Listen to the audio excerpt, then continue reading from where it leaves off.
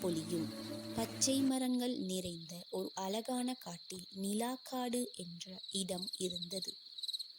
அந்த காட்டில் எல்லா விலங்குகளும் சந்தோஷமாக வாழ்ந்து வந்தன. அந்த நிலாக்காட்டில் ஒரு சின்ன நாய் வாழ்ந்து வந்தது. அதன் பெயர் குட்டி ராகு. அது சின்னதாக இருந்தாலும் அதன் மனது ரொம்ப பெரியது.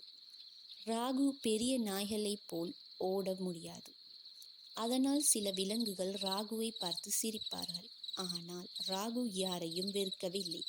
அது எப்பொழுதும் நல்ல மனதோடே இருந்தது. ஒரு அமைதியான இரவில் அம்மா அம்மா என்று ஒரு சின்ன அழுகுரல் கேட்டது. அந்த சத்தம் குட்டி ராகுவின் காதில் விழுந்தது. ஒரு நொடியும் யோசிக்காமல் ராகு அந்த சத்தம் வந்த திசையை நோக்கி ஓடியது. அங்கு ஒரு மான் இருந்தது.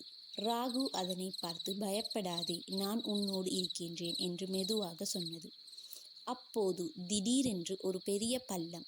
நில் என்று ராகு உடனே குட்டி மானை நிறுத்தியது.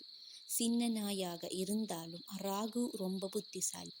ராகுவுக்கு தெரியும் இந்த பிரச்சனை தனியாக சமாளிக்க முடியாது என்று. அது மரங்களை சுற்றி ஓடி இலைகளை குலுக்கி உதவி தேடியது. அந்த சத்தத்தை கேட்டு யானை அண்ணனும் குரங்கு நண்பர்களும் அங்கே வந்தார்கள்.